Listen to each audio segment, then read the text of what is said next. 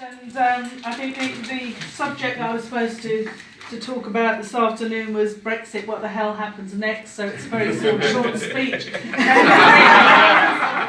I'll sit down. But it's certainly one of those things that, well, I would hope most of us here never wanted to be in this position where we're looking at the UK leaving the European Union on the 29th of March, 11 p.m. UK time. There was a bit of discussion whether his clock was counting there. And for those of us from the UK who are members of the European Parliament, at the moment as things stand, that's when our term of office finishes. Everything cleared out, offices locked, staff gone, resources gone, etc. So, you know, that wasn't quite the way I think any of us, well, I mean, if you stood for UKIP, well, you know, this is what you've been waiting for so long. And it's interesting that they are now the ones who are arguing, well, if there's a transition period, can we not stay there for the 2-year transition period to make sure it all works properly? And you're thinking, nice one, right? You know, so, and they'd scoped that out, I think, sort of more or less straight after the referendum. So we are in this position where, I mean, you will also know, obviously, quite a lot about what's happening at the Westminster end of it. That certainly from the perspective at the European Parliament, there's basically there is a coordinating group, which is effectively the leaders of the 5 biggest political groups, the Greens are engaged in that have been looking at the European Parliament response to this sort of 2-3 stage process, of which the withdrawal agreement, of course, is only the curtain raiser, because the political declaration with that is then what is setting the direction for the future agreements. And the idea, of course, was that the withdrawal agreement would be signed dealing with the budget issue, with questions around citizens' rights, and also the question about Northern Ireland and the Republic of Ireland and what happens to the border. And that was supposed to be the preliminary part of things. And everything there would then be set in train, that would be signed off for the 29th of March. We in the European Parliament would also have a vote on that because it's a treaty, effectively, and therefore we would be giving our view, basically at the end of the day, a yes or a no, but it would have gone to the Parliament through the various committees who would have commented on what was happening with it, etc., etc. We would have had a full debate, and the European Parliament would have had a meaningful vote, because if we'd said no, that would have been it. Whereas what we've ended up with, as everybody can see, is Westminster having multiple votes where nobody's quite sure whether they're meaningful or not. I think it's back to they're meaningful if the Prime Minister thinks they're meaningful. And one of the things that has become extremely clear in this is that whatever the outcome in terms of leaving the European Union, there is a hell of a lot of work to do on reform of the British Constitution. It's updating, it's clarification, to actually settle where power lies, and that we move away from this business of power in the executive. You know, a very, very closed group there, with so much where ministers can now actually decide all sorts of things simply by laying regulations before the House. So no need for votes in the National Parliament on many things under these so-called Henry VIII powers. So what some of us have been asked to do by our colleagues back in the European Parliament is try and explain some of what's going on in Westminster. Why are there all of those people standing in the chamber? Are they assistants? No, they are members of the Parliament who don't have seats because we don't have enough seats in the chamber for our members of the National Parliament. And how do we see the vote? Oh, well, they get up and they have to leave, and they don't vote electronically? No. So who's, you know, so having to explain this has been interesting and embarrassing, I think. And people trying to work out just what the hell is going on, who's playing what is it that the UK is really wanting at the end of this process? What is going to be sort of the next stage?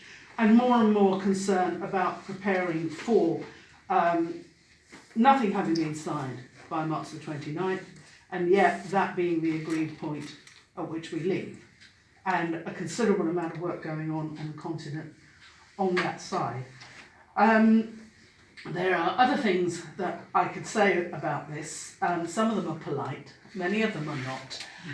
But I think also one of the things that I should say is that for those that have been particularly following Molly's work, Molly Scott-Cato, our MEP from the South West, who's been doing a lot of work on this, particularly about the money and the financing and the campaigning that went on to actually shape a particular referendum result. Plus, I think some of the issues around what the political scenario is, the actual lack of regulation, the opening up of markets, etc., that some of those that have been working on this for a very long time are actually looking forward to, I think is going to present a major political challenge for us generally, but certainly for us as Greens, whether we're in or out.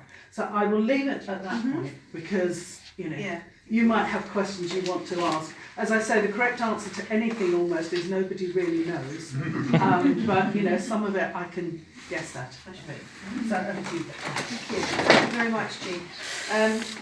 Anyone would like to ask a question, Jean? Please raise your hand. Anyone want to ask a question? Okay. I'd love to know what sort of conversations you're having with MEPs from other countries and what they're saying. What are they saying we should say or we should go, or what's the general feeling in the European Parliament? Yeah. I have a question, which is, assuming we do actually move on the 29th of March, there isn't a second referendum, or there isn't a reversal, do you think the damage and degradation of the UK's political capital in Europe is gone forever, or do you think that at some point we'll be able to recover? Yes, Bruno. I believe that if the Parliament agrees on the withdrawal agreement, it will then go to the Parliament, European Parliament. Do the Greens in general in Europe are going to vote in the same way, or is that a free vote? And which is your opinion about the withdrawal agreement as it is now? It's a really easy one. The MEPs from elsewhere, I think, generally have been, obviously not all, but the vast majority have been, are very sorry that we're leaving. They think it's very sad. That a lot of them during the referendum campaign were asking what could they do to help. Our advice was generally don't. Whatever you can do from outside, then fine. But if you came and got engaged, there'd be all sorts of hostility on that. Looking back, I'm not sure that was the right thing to say, but that was how we felt. I think now that feeling of regret is still there. There would still be an openness if we decided to revoke Article 50. I think there'd be a sort of, we went through all of that and now you want to stay. And maybe less sympathy if there were particular things where we wanted nuances for British exceptionalism. Less sympathy on that now, I think. But I think there is also this feeling of being almost not believing what they are seeing. And it ties in with what was being asked about political capital. But people will say, we have this view of the British as being pragmatic, as being organised, as knowing what they wanted, being very clear that this is what we have got, in all of the negotiations over the years with the civil service, with British politicians, for all of the legislation and so on that we've done at the European level.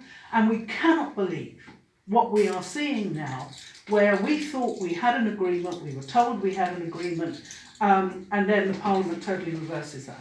I think everybody understands that Parliaments, flex their muscles at times, that you have to take account of Parliaments, but they expect governments to take account of what their Parliament wants before they come and negotiate.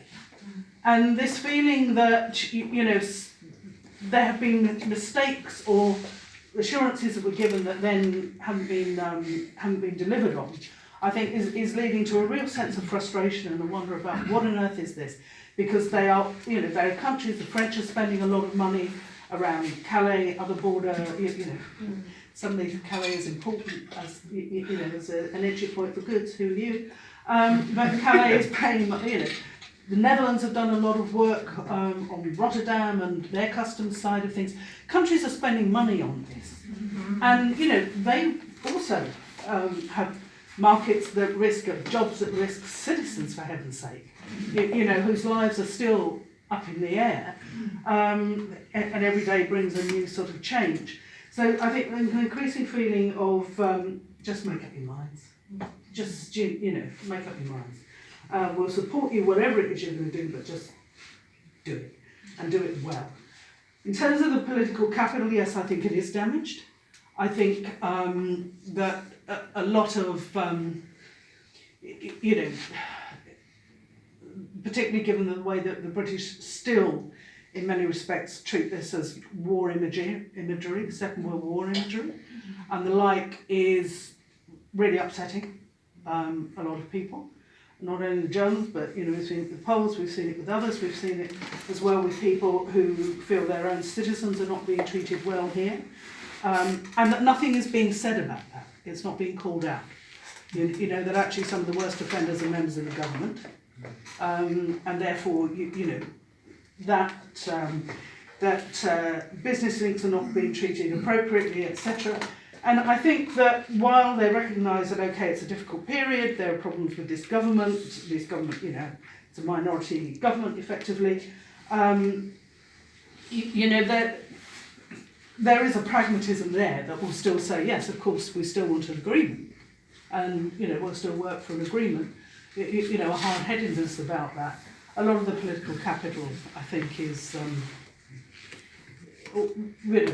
there are a lot of relationships that are going to take some mending, and it's not going to happen fast, and it won't happen just with a change of government. I think, whatever you think about what the next government may be, it's not going to happen fast. There will be this feeling of, can we really trust them? Can we really be sure that this is what we're going to get, etc. So that political capital for the European Union is damaged, and it's damaged elsewhere. One of the things I do in the Parliament is I chair a delegation that links with 6 of the countries of South Asia, some of which are Commonwealth countries, and I have ambassadors saying to me, I have ministers saying to me when they come and visit, prime ministers, when's your country coming to its senses? You are our voice into the European Union, you're now closing the door on us, we will have to find new friends, but they won't be the same. It won't be the same relationship. So that's not there. And in terms of the Greens and how we will vote on that, should we ever get to vote on something, I think we will. We are still, the majority of the Green group will vote in favour of the withdrawal agreement, because that is the clear agreement that takes the relationship forward. It is still a bit of discussion, I have to say, with Keith and Molly and myself about quite how we will vote on it. And one of the things I think particularly there for me is the issue of citizens' rights. Because I actually think that citizens' rights, whether that's the EU 27 in the UK or the UK 1 in the EU 27, are not well served in this. I think the British government, we were told that it's the Foreign and Commonwealth Office that was basically leading on protecting the rights of UK nationals elsewhere in the European Union when Boris Johnson was in charge, so you can see that he did his usual standard job. And I think there are all sorts of issues there which have not been solved. And so for me, I would find it very difficult to vote in favour, because I don't think rights have been protected as they should. I think the financial side of it is absolutely fine. If we get the agreement on Northern Ireland and we stick with the backstop agreement, that, okay, I think is fine for that first stage. But for me, the citizens' rights is still difficult. And we gave assurances on that as the European Parliament, and I'm not sure that we match the assurances that we gave. So that would be difficult. But it will go through. Okay. Can I say